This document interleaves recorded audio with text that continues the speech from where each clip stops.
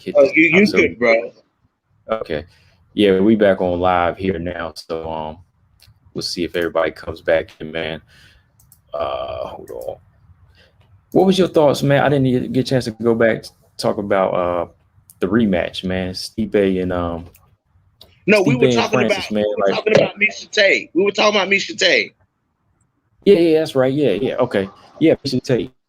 Like I said, we talking What I real was live stream, saying. man, but like, Go ahead. yeah. What was your reaction to her coming back and some of the things she was saying about trying to become a champion again, man? Like I was saying before the stream cut off, bro. What I was saying was, Misha had a lot of bullshit going on in her life after she won the belt. It was like after she won the belt, Brian Caraway started cheating on her and shit, like, acting crazy, like just crazy white boy shit. You know how they do, man. Like, it is what it is. You know what I'm saying? Start cheating and screaming and yelling and shit, whatever. And some people even say he was hitting her. You know what I'm saying? So that's what, she wasn't 100% focused those last two fights of her career. My thing is, for one, what I was going to ask you was, she said, how do you think that a recharged Misha Tate, somebody whose batteries have been recharged and shit, how do you feel she does? And she said that she wanted to fight Kunitskaya, but they said Kunitskaya had a fight they were working on. So who do you think Kunitskaya is going to be booked to fight? And how do you think a recharged Misha Tate does at 135 pounds? Or will she move to 145 pounds? Listen closely to everything Misha Tate says. She says she wants to become a champion again. She did not say, I want to become the bantamweight champion again. She said, I want to become a champion again. So I feel like she left that door open to 145 pounds because she's talked about 145 pounds in the past. She actually had a fight booked at 145 against Chris Cyborg, but Strikeforce, it never came to fruition. You know what I'm saying? So what do you think about that?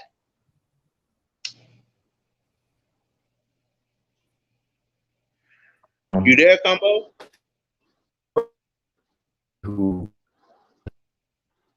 I hear you, bro. Can you hear me?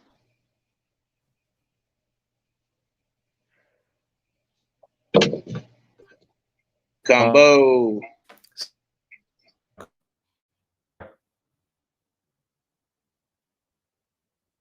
All right, you hear me? Oh. Up now. I know this connection ain't quite crazy again. Hold on. I can hear you. I can hear you now. Can you hear me? Dang. Oh, yeah, I can hear you. Okay. Yeah, I was saying, you asked me who Yana Kunitskaya was gonna fight next. Yeah, because Misha said she wanted to fight Yana, but they gave her Marion Renaud, said that Yana had a fight they were working on. Who do you think they matching Yana up with? Oh, I think maybe Macy. That would be crazy. Really? Might be Macy Chiasson. Yeah, because she entered the top 10. Okay. Even though Yana's ranked, it's either that even or though Yana's in the top 5. Yeah, it's either that or a rematch with Aspen Ladd for Yana. Okay. How you think that fight goes with Chiasson? Man, that's gonna be tough, man. I think Macy got the power to do some damage, but Yana got the ground game. If Yana takes it to the ground, I think that she can stretch it out and just make it a dominant ground fight, the same way she did Ketlin Vieira, man. Yeah, what do you think? Because Yana's listen, Yana has in Yana's career, you've seen Yana. That's why, dude, Humble, like, I just don't get the misconception about Yana, man. Like, I guess you just gonna have to help me understand it. You know what I'm saying? Like, when people talk about Yana, they think they classify her as a striker and a bad striker at that. Like they say her striking's not that good. You know what I'm saying? But Yana continuously shows, listen, man, I make my assumptions of a fighter based off of what I see, Combo. Like what I see, that's how I make assumptions off of fighters. And what I've seen for Yana is a fighter with good striking, you know what I'm saying? Good striking and a solid ground game. Like I see Yana as being very well-rounded, and people don't see Yana as a well-rounded fighter. And I get so confused. I get so confused, man, when it comes to Kunitskaya, like why people view her the way they view her. Like they view her as a below average striker with no ground game. No, I think she has a very solid ground game, and I think her clinch game is very good, man. But I think she just needs to commit more to some of the things she's doing her striking. Like she needs to put more punches together, in my opinion, and be a little bit more assertive with it. But I really like what I've seen from her on the ground, man. Like she's really using that physical strength that she has and that size as of lately. So I think, man, if she's to go in there with Macy Chiasson or Aspen Ladd at this point, I think she can come back with a win even over Aspen, man. Yeah, man, I feel like in a rematch, dude, like the way, because Yana was beating Aspen's ass in that fight, dude. Like she was beating Aspen Ladd pretty bad for 2 rounds. Like she was outworking her pretty significant. Like if Yana had done in round 3 what she did in rounds 1 and 2, like she'd have beat Aspen Ladd. You know what I'm saying? So I feel like a rematch, like she got, like literally Yana got caught. Like literally she got caught in that fight. You know, so I feel like in the rematch with Aspen Ladd, I feel like she'll be smarter to not get caught, because she would see Yana trying to do that same thing again. I mean, she would see Aspen trying to do that same thing again, but I feel like Yana I think she would beat Macy Chiasson and she would beat Aspen Ladd in a rematch. I feel like the problems for Kunitskaya are going to start when she starts to face fighters like Jermaine, Holly, and Amanda, and Juliana Pena. You know, I feel like those are the biggest hurdles for Yana Kunitskaya at 100. You know, and as far as like the top 5 and up, is when she hits Jermaine, when she hits Holly, when she hits Pena, and when she hits Amanda. Those are going to be her problems. Yeah, those will be the problems for it, man. Let me see. Miesha Tate at 145, though, man. Wow, like, do you really think she has the frame and the strength to deal with 145? Let's say if there was a 145, an actual division, what do you think? Listen, man, if Kat can go to 145 and look like a 145er, Miesha can go to 145. Because I mean, yeah. If Kat can go to 135, I won't go to 145. So can Miesha Tate. And I think Miesha would fill out better at 140. Like at 145 pounds, she would fill. Because if you look at Miesha, at natural Miesha and fight Miesha, like Miesha cut some weight to get the one. Like Miesha cut some weight to get the 135. You know what I'm saying? Like she cut some weight to get down to 135. She made it her whole career, and she never missed weight. But like toward the end there, it started getting rough for Miesha to make 135. I think she would fit fine at 145 pounds. At 34, you think that's what she's going for? That could be it, man. I mean, like I said, bro. Like I said, man. Miesha said that she wants to become a champion. She'll never make 125 pounds ever. You know what I'm saying? Like, you know, she's not saying I want to become the bantamweight champion. She says I want to become a champion again. You know what I'm saying? So I think that if they open that door to 145 pounds for Miesha, she'll take it. I feel like she would take that. Okay. Let me ask you this then. I see a difference here, but let me see if you see it. Okay. Nunes, can she come back and beat Nunes at 135, or can she beat her at 145 this time around? Like, what do you think? Like, is there going to be a difference?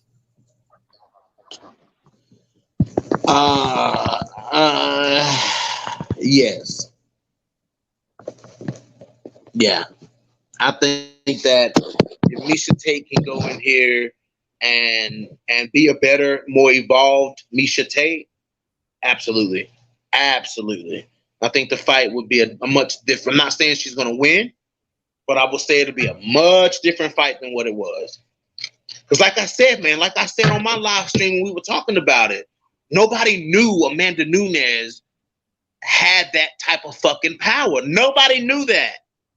I mean, like some girl, like you seen that she could punch girls, but nobody knew that. Like Amanda came out of the woodwork with that power, bro. Like she had knocked girls out before, but it was like she never knocked girls. She never hurt girls the way that she's hurt people since she's fought Misha Tate and on. You know what I'm saying? Like she never put hurting on girls like that. She put hurting on some girls like Kat, but she got finished by Kat. You know what I'm saying? Like she's hit girls hard before that fight, but she started putting girls away after she fought Misha Tate. You know what I'm saying? So like nobody knew that. And you know, Misha made a critical mistake, which was being Misha. Misha will play on the feet with anybody. You know what I'm saying? Like that was Misha's thing. Like she would play on the feet, and then when her opportunity opened to start whooping your ass on the ground, she would take it. You know what I'm saying? And Misha played with that fire in that fight with Amanda Nunes, and she paid for it. She got caught. You literally heard her nose crunch when she got hit, like you heard it. You know what I'm saying? I was like, when she got hit, I said, because they exchanged right hands, like they both landed them. But when Amanda's landed, like Misha stumbled. And I was like, oh shit. Like I said, I'm sitting right where I was sitting when it happened. I was like, oh shit. And from that point on, man, like it was just downhill for Misha Tate. But a Misha that's gonna come in smarter, you know, go through some of those Misha wars, you know what I'm saying, and come out on top, you know, and get back in there with maybe lose one fight. You know what I'm saying? Like maybe lose one fight. Man, that's a different task for Amanda Nunes. You know what I'm saying? Like a Misha Tate that's prepared and ready for her. A Misha that's been sitting back and watching her and watching what she does. You know what I'm saying? The past 5 years, it's a different fight, man. It's a different fight. Well, you know, Mario Renault, like, how big are her chances to win that fight? Because I'm just thinking, like, I know Mario Renault is going to be somebody told me 44 when she fights Misha, but with her activity and her improvements that she's been making, I still see her bringing a lot of trouble to Misha Tate. You know what I mean? Like, it's not going to be easy. What about you? Wait a minute, before I answer that question, Colton says, has Misha been training since her layoff, though? She acts all smiley in her interviews while talking about going back and working her way to. Yeah, Misha never stopped training. Like, she never stopped training. Like, Misha, I feel like Misha knew that door was going to reopen in her mind to go back and fight. You know what I'm saying? Like, she never, but she always said that door is always open. She always said that. You know what I'm saying? And no, yeah, Misha stayed in phenomenal shape since she's been off. Like, what you say, Combo? Yeah, she's definitely looking. I mean, like, she definitely hasn't missed a beat as far as her physical shape and what she's doing. That's why I'm curious as to know, has she been making the right um has she been adding the right tools to her arsenal? You know, that's the big question. You know, since she left 5 years ago, like the bantamweight division, WMMA in general has been evolving, you know.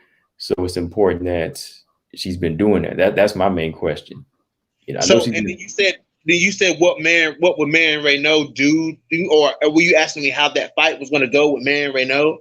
yeah, how do you think that would go? I think Marion Renault has got to push the pace because she's got the pace. You know what I'm saying? Like, she's got the pace. Her body has been active. You know what I'm saying? She's been fighting. She's been in training camp. Like, she's in great shape. Marion Renault has the pace to kind of, like, she has to surprise Misha, like, off rip. You know what I'm saying? Like, she got to get up in Misha's shit, because if you let Misha get comfortable, man, you know what I'm saying? Like, especially if you keep doing the same thing over and over, Like Misha's gonna start. Like Misha's that savvy veteran. Like if you're doing something over and over again, she's gonna catch on to it. You know what I'm saying? Like she caught on to Holly.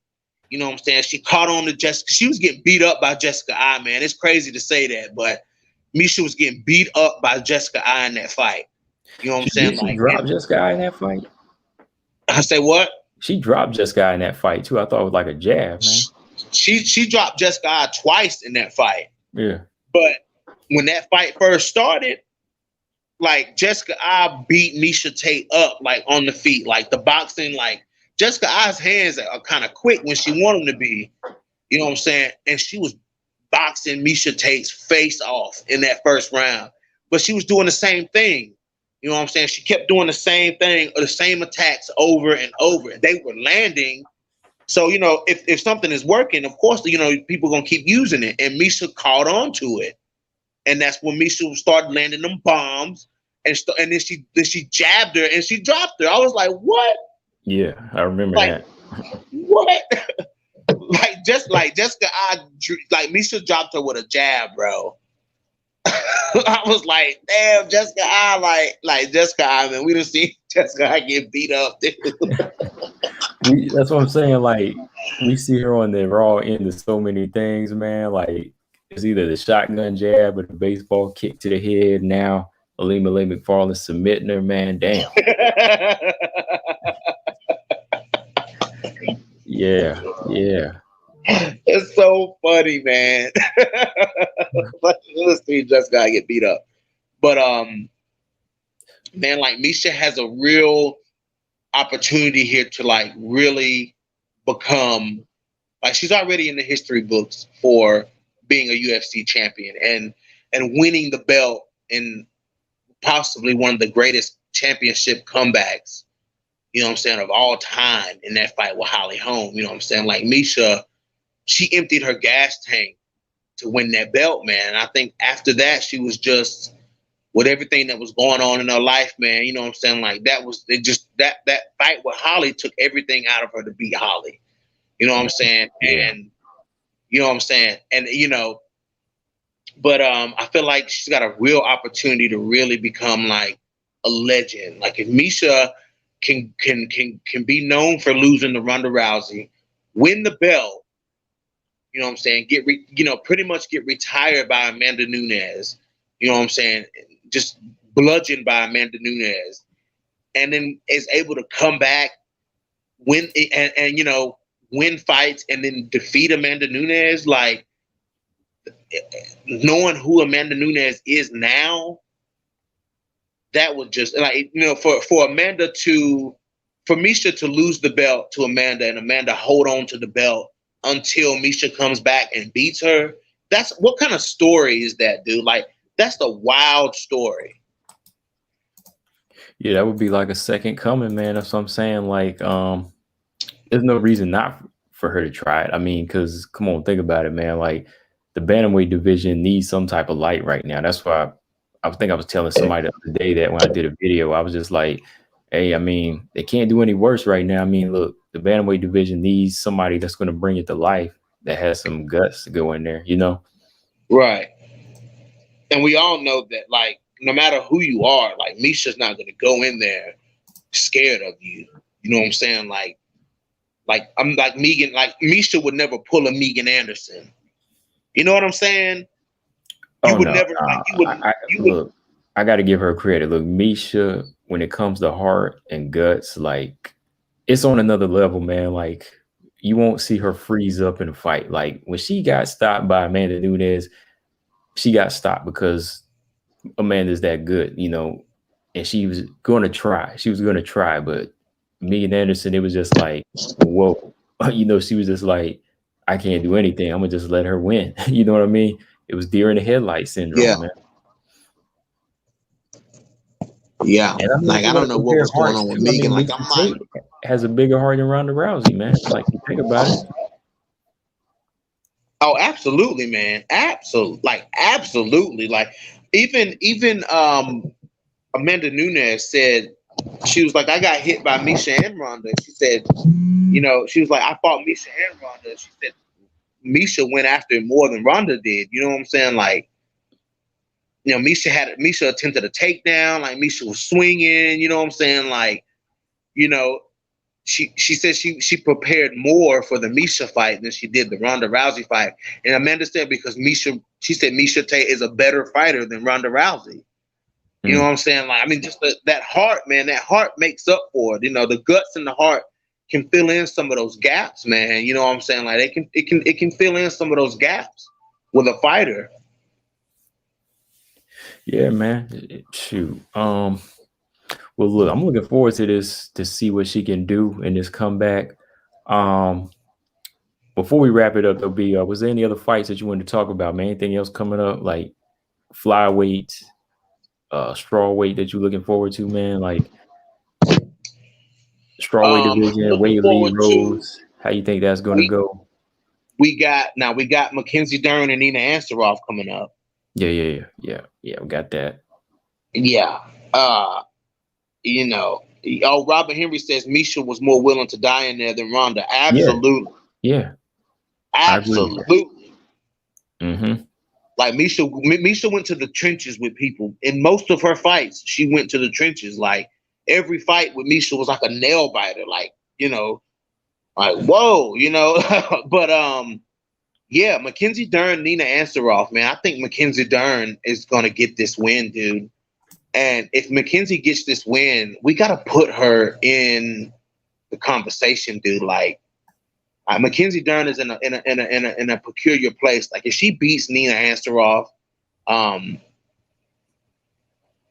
you know, who does Mackenzie Dern fight next? Like, where does she go in the strawweight division? If she beats Nina Ansaroff, I could see them doing Mackenzie Dern for Tatiana Suarez's return. They both beat Nina Ansaroff. Tatiana Suarez is targeting a return in a couple of months.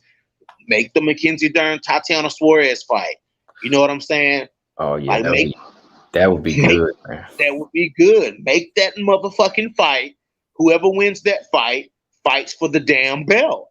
If Mackenzie Dern can beat Tatiana Suarez, somebody that we've seen barely even beat, we've seen Tatiana Suarez in trouble in one round out of all of her fights.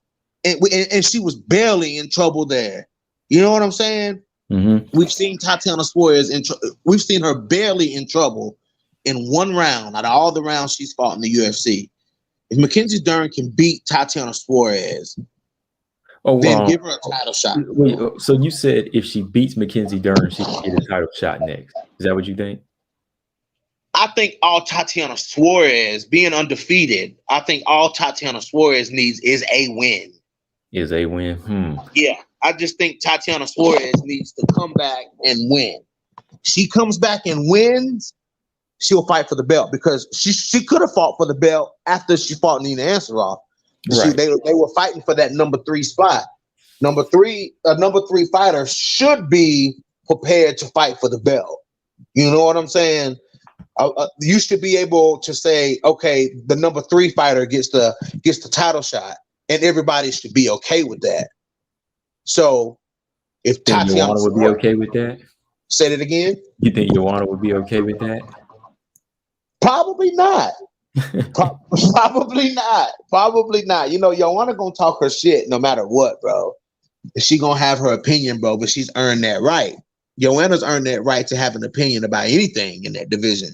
You know what I'm saying? So, you know, if Tatiana Suarez gets a win, don't matter who it's over, she probably fights for the belt.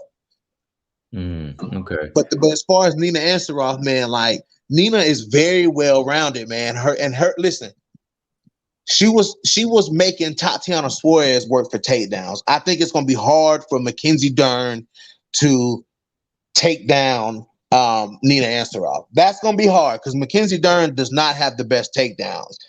Like, I love Mackenzie Dern. Like, her ground game is probably the best in the division, but her takedowns are terrible.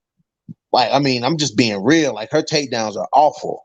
But I agree with that. I definitely agree with that, man. It's everything she does is telegraph, man. Yeah. But, you know, if it turns into a striking war, you know what I'm saying? Like, Nina Ansaroff gonna have to be prepared because Mackenzie Dern is gonna come forward throwing heat, dude. And I don't give a damn what nobody say about what I'm getting ready to say. What you gotta say? I don't give a damn about what nobody got to say about what I'm getting ready to say. Mackenzie Dern's hands are fast. Okay, like Mackenzie Dern's hands are fast. She's mixing up combinations, ending a lot of those wild punches with kicks. You know what I'm saying? Like Mackenzie Dern will throw a body kick up and she throws a killer body kick, dude. So I mean, you can say what you want to say about Mackenzie Dern's hands. The number one fact is she'll throw them. Number two, she'll throw them hard, and number three, she'll throw them fast. So it is what it is. A lot of people thought Jandiroba was going to outstrike her. Mackenzie Dern beat the hell out of Verna Jandiroba. But go ahead, Combo.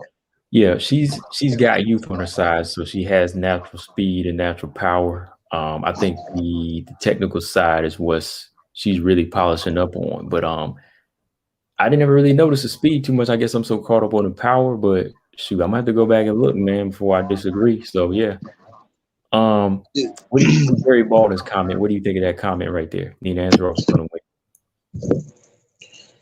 I mean, Nina Ansaroff can win, man, but I mean, if it's the same Nina that was striking the way she was striking in the fight with Tatiana Suarez, she might. And Nina's fairly technical. She's fairly technical on the feet. You know what I'm saying? But Mackenzie gonna be throwing, dude. Like Mackenzie Dern gonna be throwing, bro. And you know she gonna be throwing, bro. Like and Mackenzie can clip you up. Like, I mean, I'm just being real. Like, she had Verna Jandiroba shelling up against the cage, bro. You know what I'm saying? And Verna Jandiroba is somebody that goes out there and fights. Like, Verna fights. You know what I'm saying? And Mackenzie had her backing up and shelling up against the cage, dude. Listen, somebody that can drop you like that, can hit you and drop you like Mackenzie Dern can, you know what I'm saying? Or can stun you. Like Mackenzie can stun you. She can stun these girls. And Nina gonna have to be careful because Nina been out. And if Nina get touched, she get touched. It's just gonna be how Nina responds. I don't know, man. I had Verna winning that fight though, man. That Mackenzie Dern fight, I thought Mackenzie was getting hit with some good straight shots, man, in that fight. I thought Verna had some good footwork. She surprised me, man. And I think it was in that third round where she kind of let some moments slip. But I thought Verna actually edged that out, man. Really? Yeah, I thought I told you that before. Maybe not. I just did a post-fight video on it. But yeah, I thought Verna won that one. Wow, we might have to watch that thing together again, man, because I can't remember what round it was where I was like, man, I think she might have Mackenzie Dern outstruck here. But yeah, I did though, man. I thought she landed the better punches in that fight. Yeah. Coach in the building. What's up, man? Coach, what's going on? What do you think of this comment? High five. Tatiana needs to fight Joanna to claim the title shot.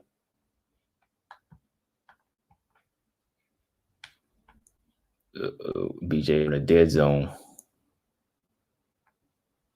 I think he's on a dead zone right now. Let's go down these comments, though. Tatiana needs to fight Joanna to claim the title shot.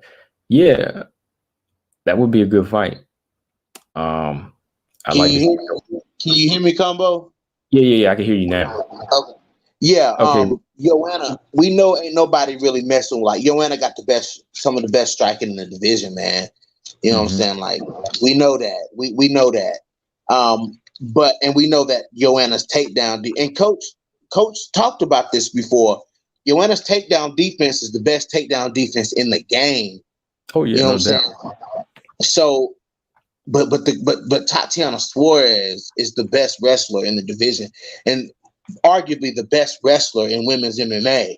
You know what I'm saying? Like, the best pure wrestler, man. Tatiana Suarez, very explosive, very strong, very big. But neither one of them is going to have a size advantage. They're both two of the biggest strawweights in the division. But it's going to come down to, can Tatiana take her down?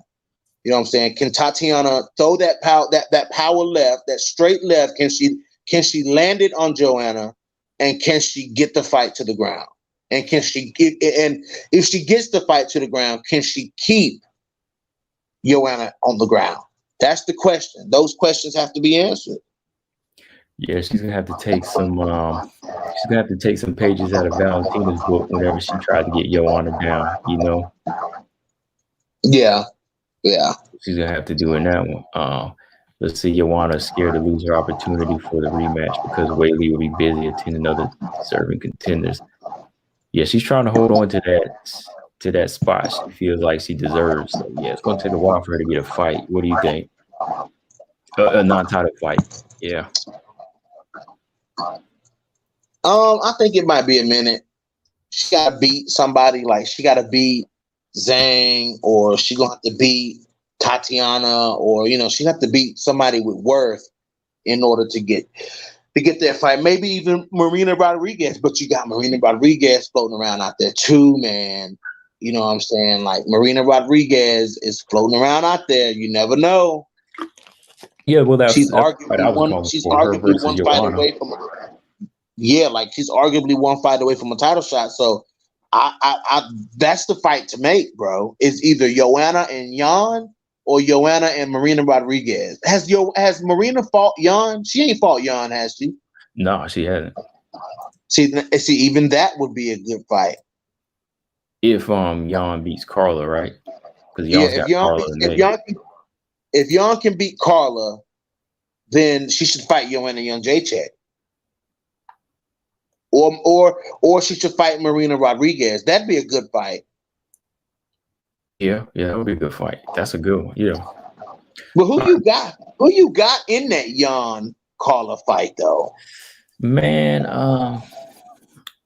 let me see. I don't think Carla's scared of her, bro. I don't think Carla's scared. No. Carla's not scared. She's not scared. I'm actually, going to be in the minority with it, but I'm kind of leaning towards Carla, man. Me too. I'm leaning towards Carla. I mean, I know a lot of people don't like her, but I mean, I'm just being honest off of what I've seen her do and what she can do. Like, I mean, if she can get on the inside of Jon, and Jon doesn't have that much power, I think she'll be able to take it to the ground, man. And she's gonna make it a rough and ugly fight for Jon. So I think that's something that Jon's not really used to, is that skill set of a wrestler. And you got to think Carla's getting stronger, man. For some reason, Carla's like reversing in age, man. She's getting stronger. And she's throwing punches. And she's throwing punches with a lot more meaning to it. Like, her punches have a lot more meaning behind them. And in this later version of Carla Esparza that we've seen, man, she was piecing Claudia Gadelha up in that fight, dude. And she even landed some good punches on Rodriguez. But Carla Esparza sitting down on some punches, man. I like it. Yeah. You see this right here? Look at Robert Henry. Read that. Yeah, I mean, dude. Look who. Anyway, go ahead, man. All right, Dern got muscled by Cypress. Yeah, she did, man. For 2 seconds. For 2 seconds. For 2 seconds, bro. 2 seconds. But that chooses to be what everybody talks about. But go ahead. Anyway. All right, what else we got? Let's see. Dern won't get past good strikers like Jon, Joanna, and Rose. That was high five. Yeah, I agree with that. I mean, when you get to that technical level, I mean, yeah, those type of fighters. Well, I don't know about Jon now. Jon might be close. Jon might be a close one. I think Dern versus Jon would be a little bit more competitive than Joanna versus Dern. Let's see. Tatiana has a chance against Marina since Marina is more focused on her striking. Yeah, man, I think Tatiana would bury Marina Rodriguez.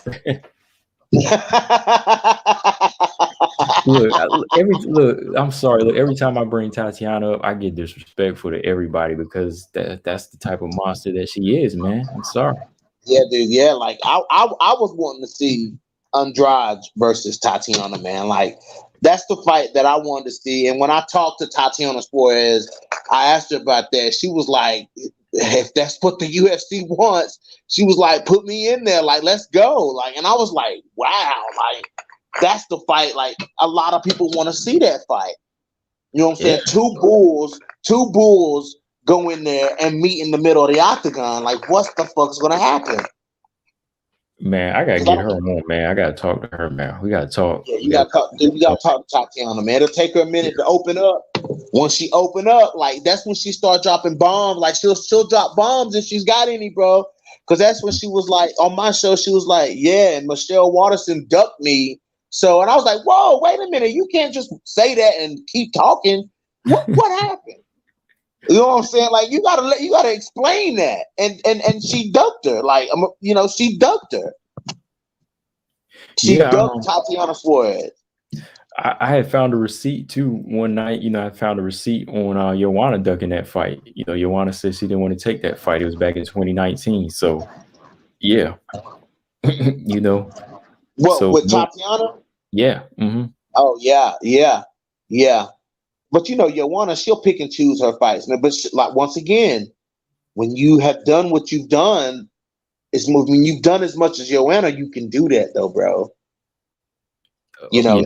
You can do that. So it is what it is with that. But I mean, Tatiana is a dangerous fight for anyone, champion or not champion. You know what I'm saying? I think Tatiana beats Weili Zhang. So this 125 is going to be real interesting if we see Tatiana come back with and capture a win. It depends on who she fights, but I see them making like Marina Rodriguez and Tatiana Suarez for Tatiana's return. Like, I see that. Man, Tatiana will walk through those shots and she will put somebody 6 feet under the octagon. Man, let me stop, man. I keep on, like, every time I think of Tatiana, I'll just come up with crazy stuff, man, because she will do that, man. Like, and yeah, Weili, look, I love what Weili's doing right now, but she will be a body stacked up, man, if Tatiana gets her hands on her. Yeah. Bro. I'm in. Okay, well, high five. Yeah, high five. You said she clearly scared of Joanna and Tatiana. You got to give her credit, though, man. She fought them. Say it again. High five said Carla is clearly scared of Joanna and Tatiana. I mean, she fought them, though. You got to. Nah, dude, she ain't. She's not scared of them. She fought them. She lost. How is she scared of them if she fought them? Jan should fight for the belt if she wins against Carla. Yeah. I think it's going to be a title eliminator, so she'll probably get a shot. Let's see. Dern also lost to Yoder. Yeah, that fight was close. I gave that to Yoder, man. What about you, Ashley Yoder versus Mackenzie Dern?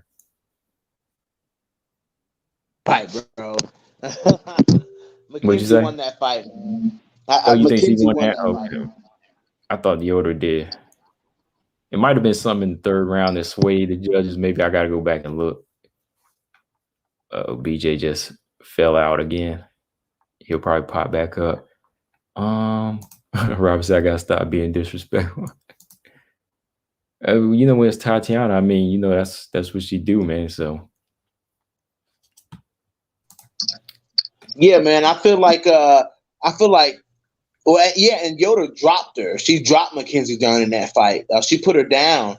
You know what I'm saying? But I just feel like the pressure of Mackenzie Dern, man. I thought she won it. I thought it was close, but I thought she won it. Okay. All right, Mr. Lee said he wants Suarez Shevchenko. Look, man, everybody was disagreeing with me. I want that fight, man. I mean, I want it when Suarez wins the strawweight belt. I want Tatiana to win the belt first. Yeah, I want to see that. Yeah. Oh, he gone again. Better get that device right, man. I want to hear what you guys say on that, B. Hold on. All right, what were you gonna say? Yo, I was saying, like, I'd rather see that fight happen as a champ fight. Yeah. And see Tatiana go up to 125 pounds. Mm-hmm. See what Tatiana look like. Listen, they said Joanna ducked Whaley 3 times while Joanna was a champ. No, she didn't. No, she didn't, because Whaley wasn't in talks of a title shot. Listen, Whaley wasn't even in talks of a title shot when Jessica Andrade won the belt. Whaley got the title shot only because they went to China. You know what I'm saying? Like, that's the only reason that Whaley. So when Joanna was champion, Rose was champion after Joanna, and then Jessica Andrade. Listen, when Joanna was champion, Whaley Jane was not in talks of a title shot. So that, my friend, would be false. Okay, you heard it there. I can't argue with that. I mean, that's false. Yeah, let's see. Cam Home. That was Cam Home. Okay. Marcus said Carla fought JJ, but that fight ended badly for her. Yeah, it did. But, you know, I gotta give her credit, man. She did take her and Tatiana, though. When nobody else would fight Tatiana. Right. You know what I'm saying? Like, nobody wanted to fight Tatiana after she was at. I think that was after Tatiana beat Alexa Grasso. Because, you know, people were looking at Alexa Grasso like the next thing. And Tatiana went out there and decimated Alexa Grasso. And nobody wanted to fight her. Felice Herrick turned down the fight. There was a couple of other girls that turned it down. But, yeah, nobody was wanting to fight Tatiana Suarez. You know, and that's why Tatiana, if you think about it, but, you know, MMA memory is so short. There were these huge, like, 15-month gaps between Tatiana Suarez fighting. You know what I'm saying? And the reason why there were these huge gaps was because they could not find somebody to fight her. They could not find somebody to fight Tatiana. That's why Tatiana got to the position of being in the top 5, is because the only girls that would take the fight was like Carla Esparza, Nina Ansaroff. Those were the girls that were taking fights with Tatiana. All the girls ranked below Tatiana were not taking those fights. Angela Hill turned it down.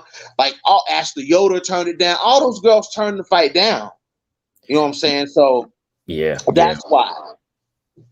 The only ones that would have taken up and stepped up to the challenge would have been, you know, Jessica Andrade. And she would have got buried too. Let's see. Kanako Murata will beat everyone, including Tatiana. She's the one I'm pulling for to win the title. Not happening, Gary. Kanako's good. Look, I like Kanako. Look, I like her, but she would not get wrestled. She would not out-wrestle Tatiana. Tatiana will pretzel that girl. Oh, he said pretzel. Oh. Tatiana's on another level, man. She just had everybody shook, man. And they wasn't ready for that bias too, man. So, you know, get it while you can. Let's see. Yeah, man, they wasn't ready for Tatiana's wrestling, dude. That level, that pressure, that type of pressure, man, on the ground, like, they wasn't ready for it, man.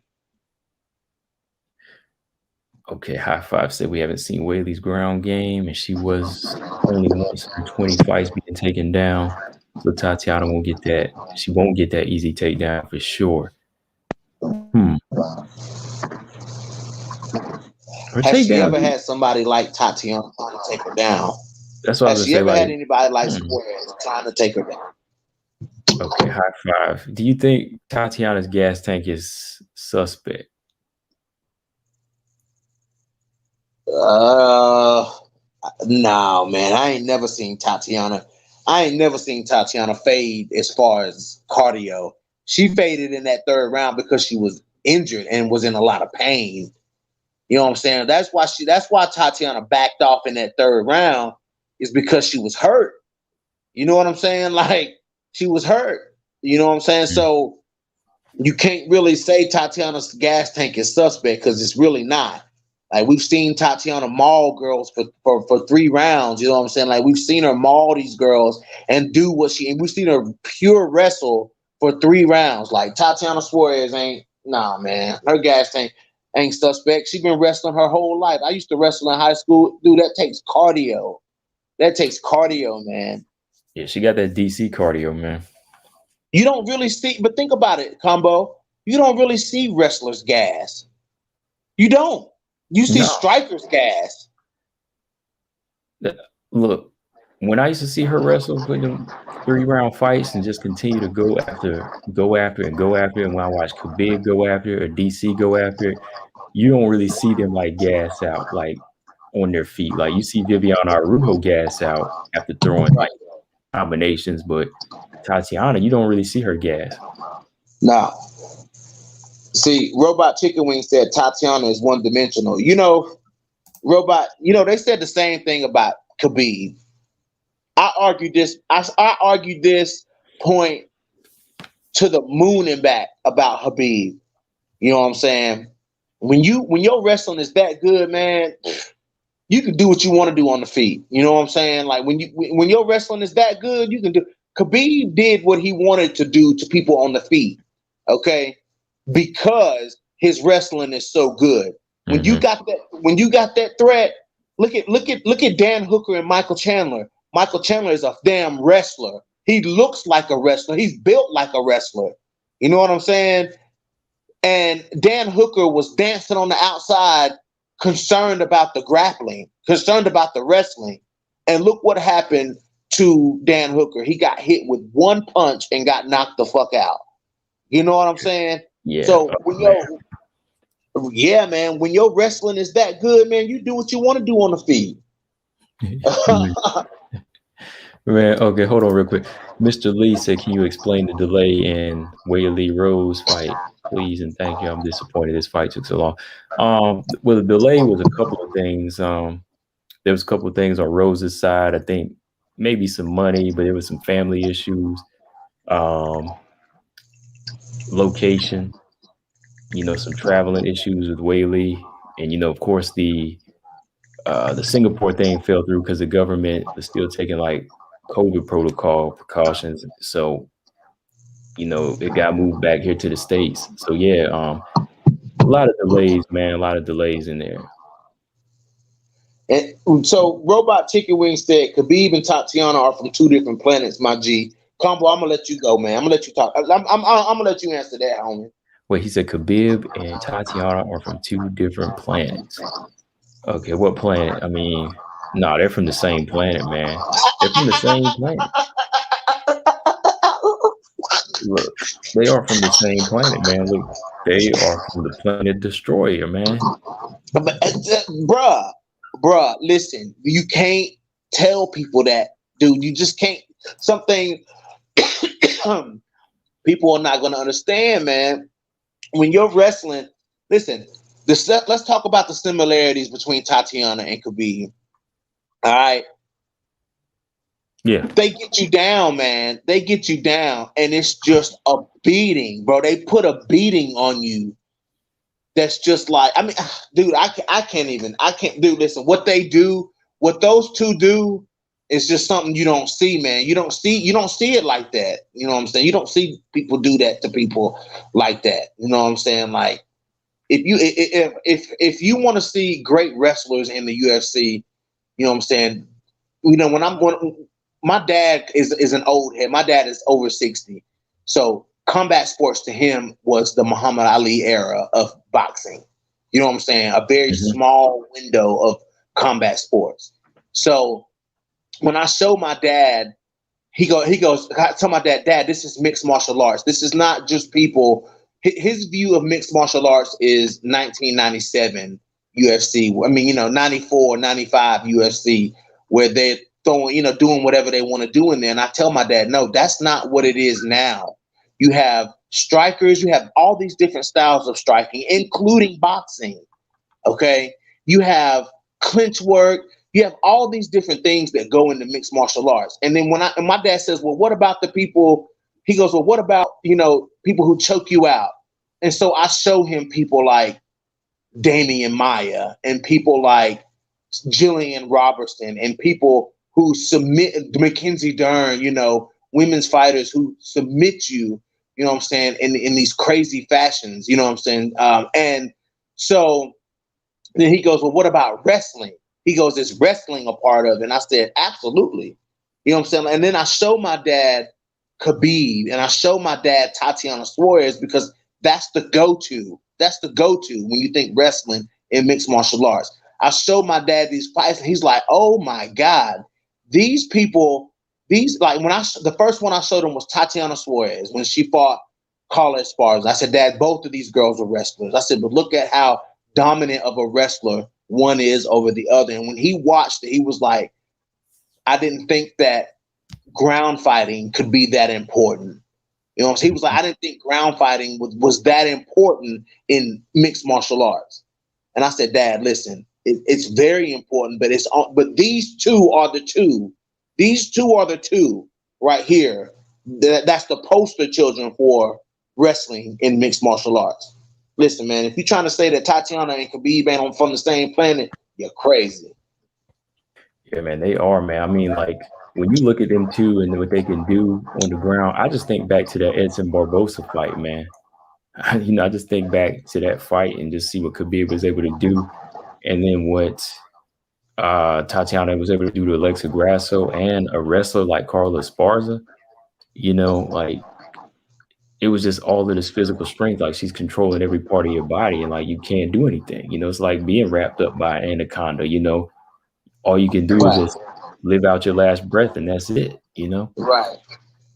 So High Five says, don't compare Khabib with Tatiana. Khabib has good striking to back it up, but not Tatiana. She didn't do much on the ground when she fought Nina, and she gassed out. Okay. First of all, I was going to say that she had an injury. She had suffered an injury before that fight. I did a video talking about that. But what were you going to say about that, B? Go ahead. Well, I mean, dude, you can't stop saying that Tatiana gassed out in that fight. She did not gas out in that fight. So can we please stop saying Tatiana gassed out, because she did not gas. She was injured from the first round on, when Nina Ansaroff threw an up kick and caught Tatiana in the face with it. That and snapped her neck back. It re-exposed this neck injury that she suffered during the camp. And we all know from Tatiana's past, she has dealt with neck injuries that stopped her from going to the Olympics. Neck injuries have been a blessing and a curse for Tatiana Suarez, okay? When her neck injury happened the first time, she was able to find out she had cancer.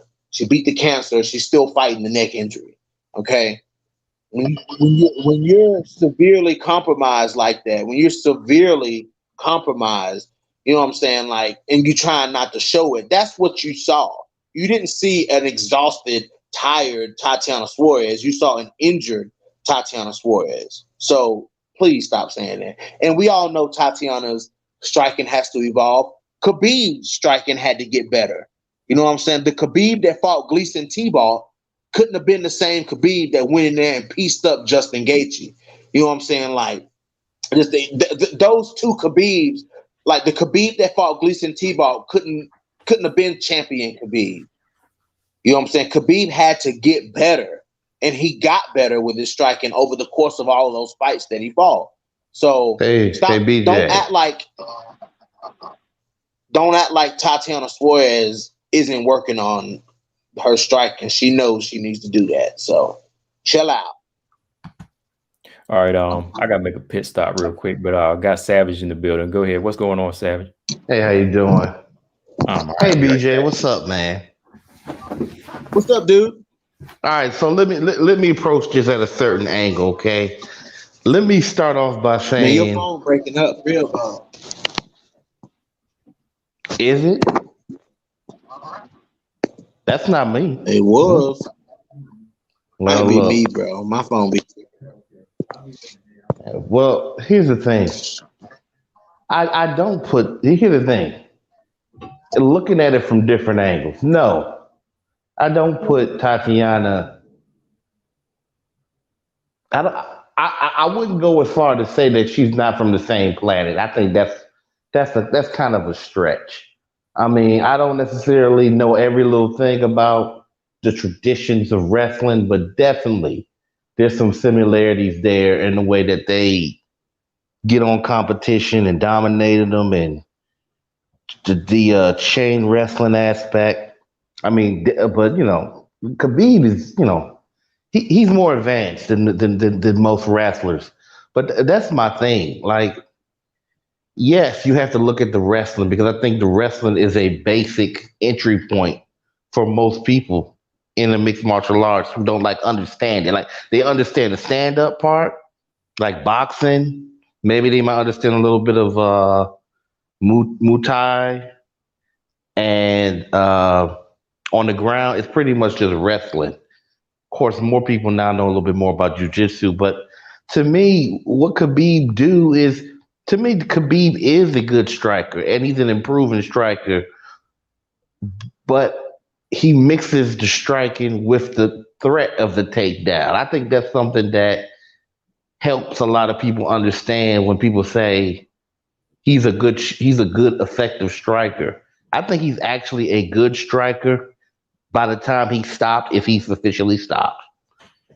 But I think he always had great wrestling. Actually, I don't even like calling Khabib, or I understand why you call him a wrestler, right? But I think Khabib is the type of fighter where he shows you how great you can become at MMA, at grappling. Like, if you saw that last fight that he had, look at the stuff he was doing to Justin Gaethje. He just wasn't wrestling him, and you know, you see a little Dagestani handcuff and all that. I mean, there was a whole bunch of stuff going on there. He was mixing in some jujitsu. He was mixing in all types of different types of threats in terms of finishes. He was doing a lot, and his ability to pass guard, his ability to change the finish. Like he went from, I think, arm bar. No. He went from an arm bar in the first round, and I forget what the second move he was trying to do, but he tried about 4 or 5 things within a matter of seconds. Did you see how Khabib just sat on Justin? Like, to me, what Khabib does is like I don't see nobody else doing that. I mean, there's other people who probably are capable, but I'm talking about how he puts everything together. You know what I'm saying? So I think really Khabib is like a super grappler. It's not just wrestling. Like I understand what you mean by that, but the problem with not Antonina, sorry. The problem with Tatiana Yeah. is that we don't know where her because she got stopped by this injury. We have not seen the progression of the stand up. So hey, I understand combo. You know, you gotta buy. Sometimes you just like a fighter, you like a fighter. I mean, there's nothing wrong with that, and she's worthy of being like admired because I admire. But you know, you disrespectful at times about it. But hey, whatever. But it is what it Right. is. But we have not seen her striking. So I don't want to put her in the class with Khabib, but she's definitely of that ilk of like great grappling fighters who their base is wrestling. So I think that's what people were trying to say in the comments. That I mean, maybe they don't know and they don't understand the ground game side that much. But again,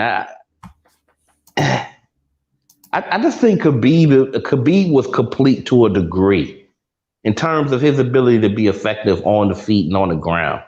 So I don't think it's simple that he's just a good wrestler because no wrestler in the UFC wrestles how he wrestles at all. Even though some of them can do similar things, but the way they could be put together, like I said, I don't know if you heard me, Combo, but the way that he puts his moves together, nobody does that. All right. You know, I still stand by the part where I say they're from the same planet, but one is just a little bit more advanced. Let me put it that way. Like I said that too. Yeah. Because TJ here, I agree with him here. The quality of competition versus Tatiana's face is way different. I agree there. But I think she has that potential to do exactly what he did in the strawweight division, you know, and just that this inactivity kind of pushed that thing off, you know. Yeah, Rob, put your hamburger meat up, bro. Damn, we don't want to see that. Oh, what is he doing? Oh, I was getting some water here. What's going on? He got his hamburger meat out. Oh wow! I didn't. You know, everybody can see that, man. Turn your camera off, bro. I didn't even know he had a. Yeah, hold on, let me come Whoa, over here. hey, hey, BJ. What's up, man? Did you see that? Did you see what was coming out the oven? No, Oh man, no, what? we see your hamburger meat, bro. Whatever. I don't care. Hey, you got the same thing. I ain't embarrassed. I ain't Facts, embarrassed. facts. I got hamburger meat too, Did bro. everybody on the live stream see it too? Everybody on the live stream see your hamburger I meat, don't know if bro. they can see it. I don't know. Can they see it? I ain't Oh, mean to. yes, they can see it. Ain't nobody saying nothing. See, I had my headset on when I got up, and I came over and I said, Man, "Oh, they weren't paying no attention, man. They weren't paying no attention. They ain't seen nothing. Hey, they saw the same stomach they all walking around with during the quarantine. I'm Right. gonna get on this focus ball later. I ain't worried about it. But man, y'all, I mean, but you know, to say that Tatiana isn't that same. Listen, 6 fights ago, people were saying this. 5 fights ago, they were saying the same thing about Khabib. His striking got to get better. So who says that Tatiana Suarez's striking is not going to get better? You know what I'm saying? Who says that Tatiana's overall game is not going to improve? We got to see it improve before we write her off and say, "Oh, she's not this, she's not that." People did the same thing to Khabib. That's all I'm saying. Like people said the same about Khabib. And if you look at trajectories, she's on that same trajectory as Khabib. So y'all need to back up on hating on Tatiana Suarez because I mean her record speaks for itself. You know she's not undefeated for a reason. She's not undefeated for no reason. I mean, come on, man. okay." Marcus, he said something earlier that I want to bring up. You know, he said that since Tatiana's out of the rankings, if she's to come back, he feels like she needs a few more fights before she gets a title shot. And that's not a bad idea. What do you think, Robert? I mean, I think she needs one fight. I think one fight. I mean, maybe a couple. Maybe a couple. I'm gonna say maybe a few. They might put a couple in front of her, man. You know what I'm saying? Uh, your question was how many fights does she got to fight before she can fight for a title? Yeah, because Marcus Bell had brought that up earlier. You know, since she's taken out of the rankings, and you know, if she's to come back in, he was gonna say they might put a few people in front of her first. I think one fight. I say one fight, but I can understand how they can make it more than one fight because the division is more competitive than it even was before she left. Exactly. So maybe they could do like if she win her first fight, she get a big.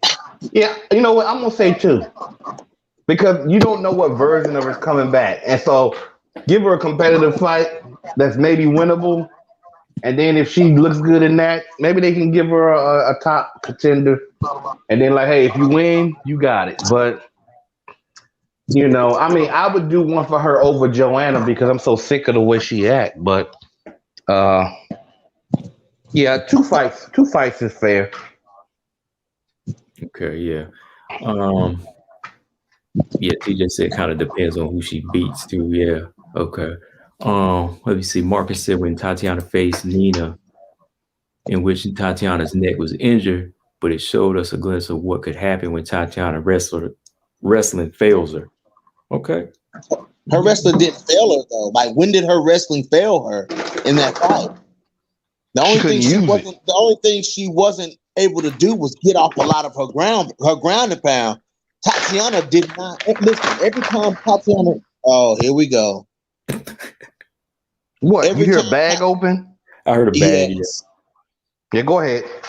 Every time Tatiana Suarez went to take Nina Ansaroff down, she got her down. In the third round, she didn't try to take her down. So when exactly did Tatiana Suarez's wrestling fail her? Like I just want to know the answer to that question. Like when did it actually fail her? Because she took Nina down whenever she wanted to, and she chose to stand and trade in that fight. She talked about it in her post-fight interview. I chose to stand and trade to showcase more of my striking and get more comfortable striking.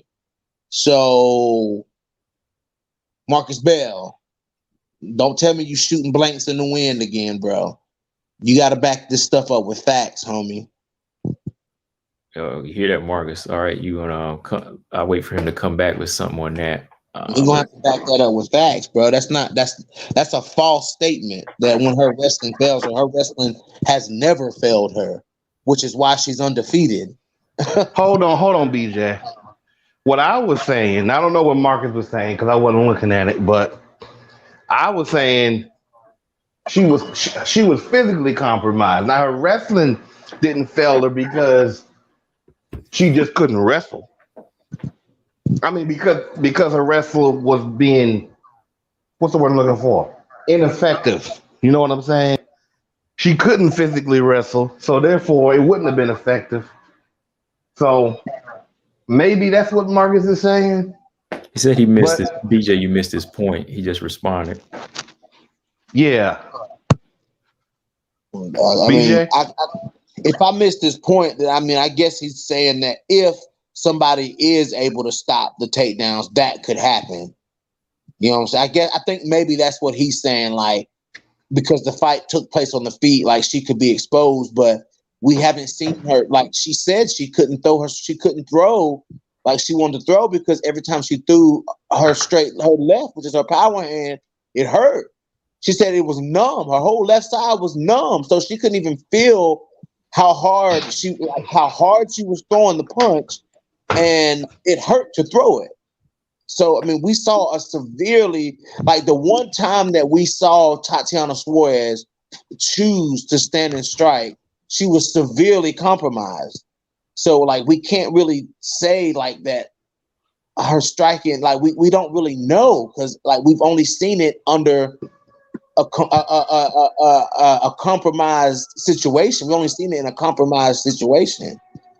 You know what I'm saying? She was like an injured dog out there, you know. It is what it is. Like, but she wasn't 100% when she did choose to stand and strike. So we can't make assumptions, guys. With things, we can't just make these assumptions. We got to see. I think TJ was breaking it down a little bit more. I guess he meant like if her ability to wrestle was cut off, like stifled. What would the next plan be to go to? Like plan B or plan C? Yeah. Okay. Yeah. So I'm just hoping that during this downtime, the striking is something that she's really been focusing on, and I hope it's really coming together for her, man. Because like I think it was Robert, he brought up earlier, the strawweight division from 2019 has gotten more and more competitive, and it's like the one division that just keeps getting better and better, man, in my opinion. So I'm hoping that she's adding more to her tools, but I'm messing around with my bias on Tatiana. I mean, I still think she would beat the majority of them, but I'm gonna hold back on it a little bit, Robert. Thank you. Listen, all I was saying was it was the first time that we've seen Tatiana hurt in the UFC, like at least that I know of. I never seen her that hurt, and you could even tell when I was watching the fight, like that something wasn't right. But the fact that she was standing there and defending. Here's the thing: the reality is, it looked bad, like sometime in your mind. But like I rewatched that fight a couple times. Tatiana wasn't really getting pieced up that bad. Now maybe, exactly, Robert. Maybe it was in the third round. Maybe the third round.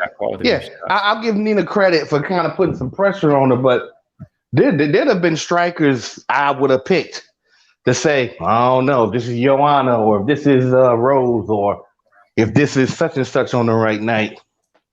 But Nina was not really, and I think there's two factors though. Nina didn't know she was hurt. Nina didn't know she was hurt. Right, Nina didn't know she was hurt, so she's gonna be cautious anyway a little bit, even though she probably noticed something was going on, but she probably wasn't conscious of it. She just sensed that, I can get in a little bit more. The second thing was the fact that she was willing to stand with her in the third round and actually landed a few effective punches. that suggests that, okay, she's not really out of the fight just because she can't wrestle.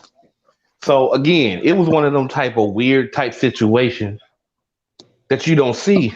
But it makes me wonder though for her future because I have a feeling because them neck injuries are bad, and she may never get another injury like that. But she may have a situation where she gotta hide that her neck hurt or her back hurt, and she gotta like learn. But that was making interesting because the next couple of fights she fight, we'll see how she's really doing, and we'll see what improvements she make.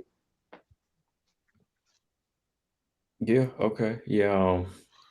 Man, that is something to think about, though, man. That neck, man. Wow. Yeah.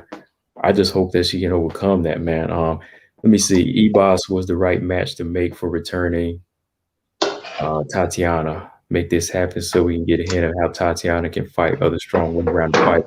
I think that would be a fight where I think she could really coming back. I think she could win that fight. I don't think Tatiana would have as much trouble against Ebos as she would somebody like Joanna. What do you think, Robert? What, the Ebos fight? Yeah, do you think that's a big? You think that's a threatening fight for a returning Tatiana? You want to know what? Honestly, I hate to agree. After all that trash you talk, I'm a little worried about Happy Feet in that fight. I'm a little worried because I think Ebos has enough ground game to not just give in, and she definitely has the better striking. But I have a funny feeling that I think she could pull that off. I'm worried after she got knocked out. I just think she might get mauled in that fight. It depends on which Tatiana show up, though. I think that'll be a very competitive fight. I think Ebos probably win it by decision, though, if Ebos wins. But for some reason, I could see her getting finished in that fight. I don't know why. I just feel that because I don't know, she hasn't really fought anybody like that. You can see Tatiana getting finished in that fight? No, I can see Happy Feet getting finished. Okay, yeah, I was about to say, yeah. Because again, she's tough. I was about to say, I know he ain't saying that. Rebus no. Here's the thing. The only way that Ebos could finish her is she has to really catch her in something crazy. And I don't know if Ebos is that good yet as far as submissions to catch somebody like that. But I'm not gonna like say it's out the realm of possibility, but it's on the lower end of how she would win. But I think it'll be a competitive fight. Now, what was the other fight you said, Combo? Did somebody say something else? Hold on, let me see. I think that was the only one. That was the only one. I think her chances are better against. Actually, I think her chances are better against Marina Rodriguez than they are Ebos, just because styles make fights. Oh yeah, I mean, if those are the two, yeah. Then I'm going with Tatiana Suarez all night because she ain't gonna play around like Ebos did. She gonna go right for her. I can't believe that Marina Rodriguez. I mean, I can and then I can't believe that she knocked Amanda Rivas out like that, man. I mean, I was like, I can believe it because when she fought Carla Esparza, man, those few punches that she landed, she beat up Carla. You know what I'm saying? Like Carla has some damage on her face, man. But man, she put Amanda Rivas out. Like she hurt Rivas, man. She hurt Rivas. I think the difference between Rivas and Carla, I ain't trying to be disrespectful despite my bias. I think Carla Esparza is used to getting beat up and hit in the face. Like she kind of almost built Ford strong for that. Like even when her stand up improved, she probably gonna take a good shot here and there. But Ebos don't look like she ever got hit like that in her whole life. Yeah, I don't look with Carla. I don't think. See, I think the thing with Carla is, she expects it. She's anticipating pain, whereas Ebos was just more so carefree. She was disrespectful. you know, she disrespected the striker of Marina Rodriguez. That's why she got knocked out. And it's transgressed the law, man. Yeah. She got hurt. Oh man, she got knocked out. She got finished twice in the same round, man.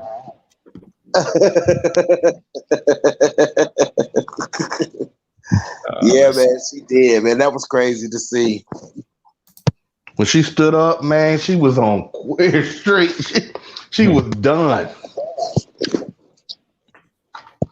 All right, Yeah, man. she But was. shoot, I'm about ready to wrap it up tonight, man. Any final thoughts, man? Like on the Maverick Robertson fight, Robert. Oh, I like, didn't even get a chance to say nothing about that. All I can say is it was a competitive fight.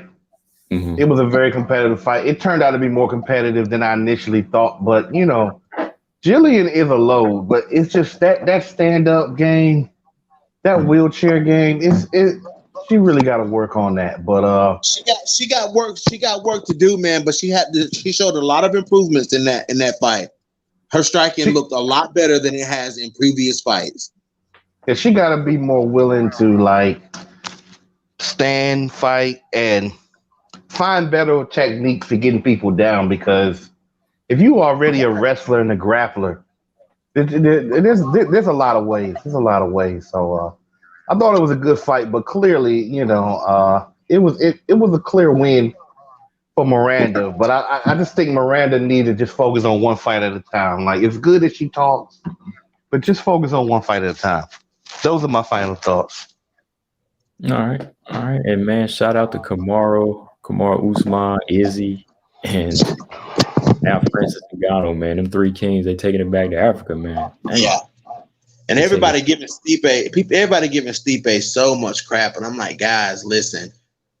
When you're at heavyweight, let's not forget how quickly things can go at heavyweight. You know what I'm saying? Like, let's not forget how quickly things can change at heavyweight. You know, when you're that big and you got that much power, it can go either way. So that should let people further know and recognize the fact that Stipe was able to capture and defend the belt twice, guys. And he defended it 3 times the first time and 1 time the second time. You know what I'm saying? Like, I mean, you got to get, I mean, that right there, man. And that in a Shark Tank at heavyweight, you got to respect Stipe Miocic, man. You know what I'm saying? Like, who stands in front of Francis? Who goes balls to the wall against Francis like that? You know what I'm saying? So, I mean, give Stipe his credit, man. He lost by knockout. You know what I'm saying? But give the man his damn credit. He still is the greatest heavyweight of all time in the UFC. You know what I'm saying? So now you got Jon Jones. You got some interesting fights that can happen at heavyweight. You know, you got Jon Jones, who is screaming for the UFC to cut him, but you know that's not going to happen. You got Jon Jones in the mix. You got Derek Lewis in the mix. You've got Stipe Miocic in the mix. You've got Alexander Volkov in the mix. You know what I'm saying? So, you know, now you got people like Cyril Gane.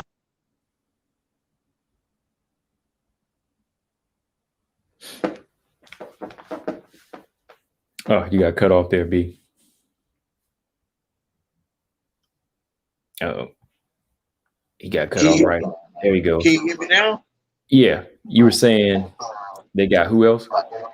You got Jon Jones, you got Stipe Miocic, you got Derek Lewis, you've got Alexander Volkov, who to me is the best striker at heavyweight. Like Alexander Volkov, former Bellator champion. Listen, Drago is he is the best striker, technical striker at heavyweight. You know what I'm saying? So I really wanted to see him versus Stipe Miocic, but you know, there's a lot of dangers there. Like he presents a lot of dangers to fighters like Stipe, like Jon Jones. Listen, this man can go strike for strike with Jon Jones. I'm telling you that if you don't know who Alexander Volkov is, you need to go and watch a fight of his. You know what I'm saying? Like, I mean, this guy is the best striker at heavyweight, and you know him with the height and the reach and the power. You know what I'm saying? He's taller than Stipe. He's longer than Stipe. you know what I'm saying, he can present a lot of problems for Francis Ngannou, you know what I'm saying? So you got Derek Lewis in there who's already beat Francis. And then you got Jon Jones. We don't know how he's going to be at. Listen, a fight with Francis Ngannou does not look good for Jon Jones.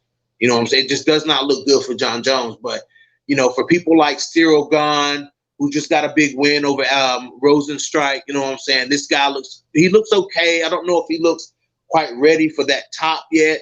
You know what I'm saying? But, you know, the Sharks are Stipe. You still got Stipe going to be in the mix no matter what. Stipe, Alexander Volkov, and Derek Lewis, and Jon Jones. Those are the ones that one of those guys are going to defeat Francis Ngannou. You know what I'm saying? So if Francis don't step it up, because I mean, I think he beats John. I think the most winnable fight for Francis Ngannou out of the people that I named is Jon Jones. You know what I'm saying? Like, I mean, that's the most winnable fight, and it's crazy for me to think like that, but. Derek Lewis, man, listen, Derek Lewis, people talk about Francis being the scariest knockout artist at heavyweight. He's not. The scariest knockout artist at heavyweight is Derek fucking Lewis. Okay? Derek Lewis is, I mean, I'm telling you, Derek Lewis, I think he hits harder than Francis Ngannou. But Derek Lewis can knock you out. Okay? Alexander Volkov can outstrike you. You know what I'm saying? He can point fight you to death. Like he's like a heavyweight Stephen Thompson. And then you got Stipe lurking around out there. You know, just took the loss. He'll be back in the mix. We'll see what happens. But Francis got to hold on to that belt, man. You know what I'm saying? That power is not going to be everything for him. Like that power is not going to be. It's not going to be what it takes to beat those guys. You know, it's going to take more than power to beat Derek Lewis. It's going to take more than power to beat Alexander Volkov. You know what I'm saying? It's going to take more than power. Well, you know, with Stipe, you know, you can knock Stipe out, but it's going to take more than power to beat those guys. Yeah, man. And if he can beat at least 3 of them guys in a row, that's going to give him a run for, you know, the greatest heavyweight, man. If he can do at least 4, man, shoot, that's a big plate right there, man. Volkov, man, 6'7", monster puncher, man. Yeah, it's monster striker. So, yeah, he's got a full plate, man. He got a full plate ahead of him, man. Right.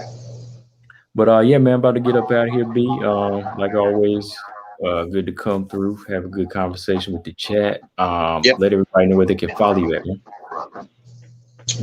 You guys can jump over to No Filter MMA right here on YouTube. I got a couple videos that I recorded that I got to put out. Speaking of Alexander Volkov, I just did a video on him, talking about him, you know, and how, you know, he could be the guy. You know what I'm saying? Like, I mean, when it comes, I'm telling you guys, if I know we focus mostly on women's MMA guys, but you know, if you like the heavyweight division, Alexander Volkov is a name and a style that is very dangerous at heavyweight. Somebody with that kind of cardio, man, you know what I'm saying? Like a cardio where he can point fight. I mean, his striking, I mean, he's so big that he obviously looks like a heavyweight, but he doesn't fight like a heavyweight. You know what I'm saying? I mean, like jabs, straight punches, man. Middleweight. Kicks, teep kicks up the middle, man. Mm-hmm. Former Bellator champion. You know what I'm saying? Just great striking, man. You know what I'm saying? Like great striking. So, you know, very technical striking. Like Muay Thai, he has some of the best. He's a very high level Muay Thai fighter. So, you know what I'm saying? Check him out. Shoot, I might check out some of his fights tonight, man. After I go back and watch some of Rose and Wei Lee fights, so I might check some of his stuff out tonight, man.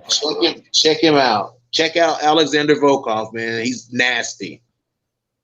All right, man. Well, yeah, thanks to the chat, everybody that came through. And B, once again, man, thanks for coming through. I'll probably be back on like Thursday night. Yes, sir. On Thursday.